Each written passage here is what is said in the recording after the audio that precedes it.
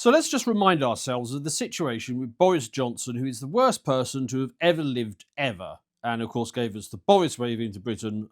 4.2 million people shipped in for God only knows what reason. Well, actually, we do know what reason now because he has provided further interviews and has explained why he brought them here. And the reason is to make sure that you don't get a pay rise. I'm not joking. That is actually the reason for the Boris wave. Just remind ourselves how completely awful it was. So, 2021, 925,000 people. 925,000 people shipped in, and bear in mind this was during COVID. So this was under the cover of night when you were being told, no, don't go to the airport, don't go on holiday, don't go outside. He used that quiet time to ship in 925,000 people. 2022 was obviously feeling that he had underdone it a bit on the previous year. And so 1.3 million. Again, we were still shut down during this time. 1.3 million people shipped in while you weren't allowed to go on holiday, while the airports were nice and clear. 1.3 million people. And then a bit over 1.3 million people in the following year. Now, I suppose to be fair to him, he had left office by this point, but nevertheless, the wheels that he had set in motion were flowing at that point. I suppose really we can blame the Conservative Party as a whole. And then the year after that, they realised that people are getting a little bit upset, so they dialed it right down to a million people in 2024. So yes, they did dial it down a bit, but it is still well above where it had been previous. Now, let's have a quick look at his justification for the absolute nonsense that he was doing. I mean, this will upset you, but here we go. Problem we had with the back end of COVID, though, was that it looked as though, and we couldn't see the numbers. We were flying blind. We couldn't see how many were coming in. All we could see, which is weird. The Home Office should have the numbers. They didn't. No, they're not in real time. They don't. No. Okay, so first of all, let's just pick him up on that. We had to let in, over 1 million people a year because we didn't have the figures in real time. Okay, well, why are you issuing people permanent residency when you can't see the numbers? Why are you doing that? You could easily grant, if you think there's a legitimate case for bringing people in, you could easily grant a 6-month or a 1-year temporary visa to be reviewed. You don't have to grant permanent residency the moment they turn up at the airport. So even if you and you could get the numbers in real time if you really wanted to. It would be a very easy thing to do if you had a little bit of political will and you demanded it and said, no, God damn it, I want these numbers. They would figure out a way of doing it. Any private company would have those numbers in real time. But I mean, even without that, you've got no excuse. And so all we could see was inflation. So by the end of 2021, beginning of 22, inflation is suddenly getting into double figures. And you know what? That's a very, very bad. Yes. And that one. Oh, that's mysterious. Oh, all of a sudden, inflation is springing out of nowhere, is it? Oh, gosh, what could have caused that? Well, if you are interested in the subject of economics, and you say you take a GCSE in economics or an A level, or even a degree level, an undergraduate degree level, they will explain to you that nobody really knows where inflation comes from. It's all very mysterious, and then they try and bamboozle you with these ideas. It's, oh, maybe it's cost push, or maybe it's wage pull, or maybe it's one of these mysterious factors that just suddenly causes the price level to go up for some completely unknown reason. And any economist that you're likely to be taught by in any educational institution, or the ones that you're likely to see on the media, they all sign up to this. It's all very mysterious idea about inflation. The economists you won't hear about will be my sort, the Austrian economists, who say, no, it's very bloody simple. If you print more money, you get more inflation. I mean, it genuinely is that simple. You've got to remember, you got things, You got all the things in the economy, and then you got all the money in the economy over here. Things and money, right? And if you divide one by the other, you get the price level. But what happens if you print more money? Well, now this thing has grown, but you haven't got more things. So when you now divide things by money, the price level has gone up because the amount of money has grown. It's honestly that simple. And that's why they have to try and bamboozle you with all this bullshit about how it's all very mysterious and we don't know where inflation comes from and all the rest of it. So was there any new money printed under Boris Johnson? Well, yes. 450 billion was how much the Bank of England increased its quantitative easing program by, adding it to its stock of existing magic money that had already printed up a bit previous to that. So you're now looking at 900 billion. Let's call it a trillion. A trillion of magic money. Now, even in Britain today, a trillion is still a lot of money. So what happens if you just magic up an extra trillion, whilst at the same time not only not increasing the amount of stuff, but actually locking everybody down so that nobody's actually allowed to do anything or earn any money or make anything or provide any services, etc. and so forth? Well, now you've got quite a lot more money and you've got less stuff. So what does that do to the price level? Oh, it makes the price level goes up. Right. Perfectly straightforward. But no, from Boris Johnson's perspective, an extra trillion of magic money, that has no impact whatsoever. It's all very mysterious. So what's the problem we've got to deal with? It was, I think the Treasury basically believed that was being caused by, partly by the labour market seizing up and... No. Well, okay. Very, very partly, yes, it was being caused by the labour market seizing up. Why was the labour market being seized up? It's because of your lockdowns, Boris. Your lockdowns stopped people. So the amount of stuff was going down, while at the same time the Bank of England was printing. So I suppose it's technically true that it's a small part of the reason. The massive part of the reason is because of more magic money being printed. And, people couldn't get a pair of hands to do the jobs that they... Here we go. Here we get to the point, you see, because if there's more money sloshing around the system, then you could argue that the amount of money in the system is kind of irrelevant because price level will just adjust. Well, in a perfect world, yes, that's true. The issue is that different assets adjust at different speeds. So financial assets will adjust very quickly. Land and property will adjust pretty quickly. Wages adjust very slowly. So if you keep on increasing the amount of money in the system, what happens is that the wage earner is always at the end of the queue when it comes to the prices readjusting. And most of the gains of the inflation have already been snagged by asset holders along the way. And therefore, real wages fall, which they have been since the 1970s, since this whole, let's just print money thing really became a thing. So, but yes, they are concerned because if wages go up, even after the asset holders have taken their cut all the way along, then profits for big businesses won't have risen as much as they should have done as a result of the sales price going up. Because, of course, their input costs are going to go up. Oh, dear. Their sales price is going to go up. Yay. Those should net out. And then if wages are permanently suppressed, well, you squeezed out a bit more profit, haven't you? So, so that's what they were worried about. Done, and there had to be a fix for that. Otherwise, I assume. I'm just... There had to be a fix for that because they couldn't get workers at the current wage level. Well, what are the possible fixes for that? Yes, they could pay more. They could pay more and then people would do the job.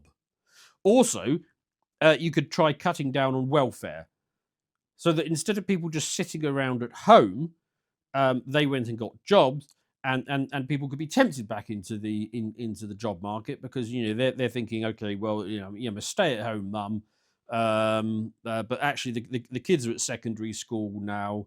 The husband's doing well. I don't really need to work. But look, they're now paying 16, 17, 18 pounds an hour down the little corner shop. Or maybe I'll pick up 2 shifts a week. I mean, why not?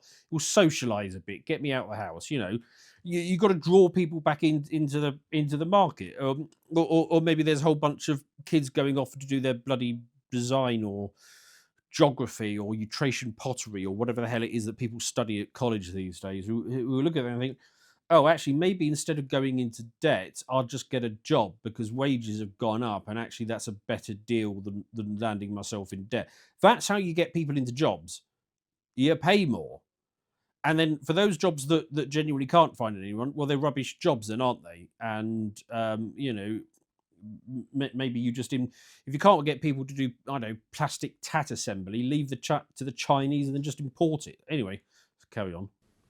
Trying to analyse it in retrospect, because this was not something that the government set out to do, and we certainly didn't set out to have 200,000 Ukrainians. We simply set out to be as generous as we could. Now, right. The problem.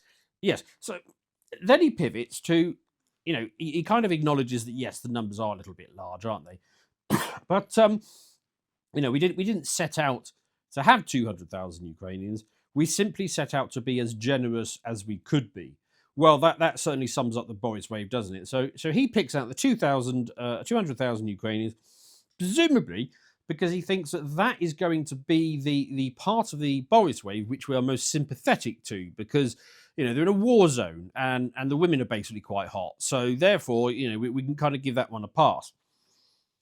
Let's have a look at where did these people actually come from? I'm going to put it on the first slide, some of them, although those are net numbers, so they don't get you all the way there. 850,000 Indians during the Boris wave. 850,000 of them. Why did we need 850,000 Indians? I don't know. Nigerians, 400,000. Apparently we needed 400,000 extra Nigerians. Okay. 350,000 Pakistanis. For what purpose? I am unclear. 300,000 Chinese. 300,000. Okay. I mean, China's got plenty of them, so I suppose they can afford them. Zimbabweans. And we are talking about Zimbabweans, not Rhodesians. Zimbabweans, 100,000 of them. 100,000 of them. Okay. And by the way, we're supposed to get upset about the 43,000 a year who cross on small boats. That's where all the energy is. That's where all the political talk is about. All the mainstream media focus. No, just look at the boats. 40,000 on boats. That should have 100% of your attention.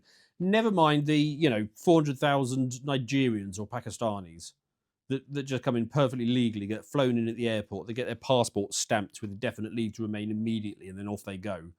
Yes, we won't worry about that. But yeah, so Boris is here. That's why he wanted the Boris wave. Because otherwise, you might have got a pay rise. I haven't finished kicking him yet. Let's go to this bit from looks like a trigonometry interview that he did. Yes. So the whole thing is complete bollocks. You then have a lot of students coming back to complete their courses, right? Who push up the numbers in that so-called wave. Yeah. You have in this so-called Boris wave, actually there was a lot of students.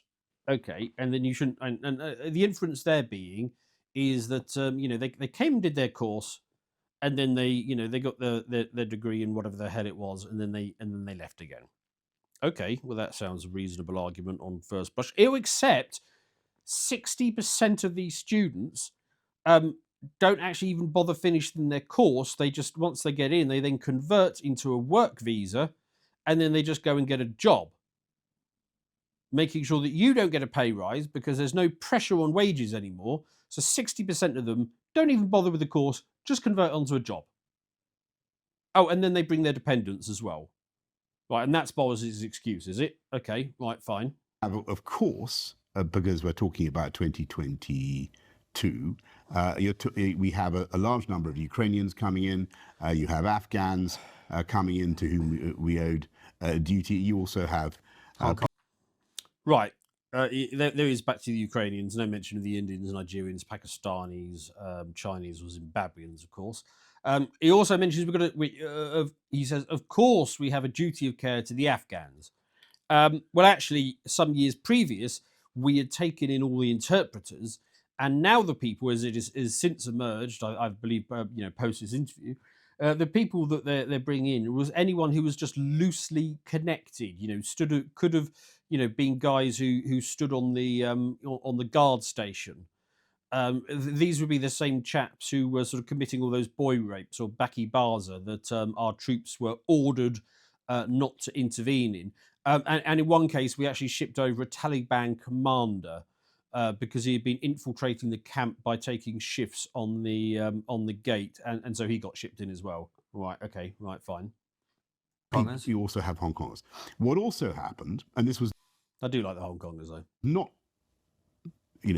government policy, but it was something that was driven by the Migration Advisory Committee.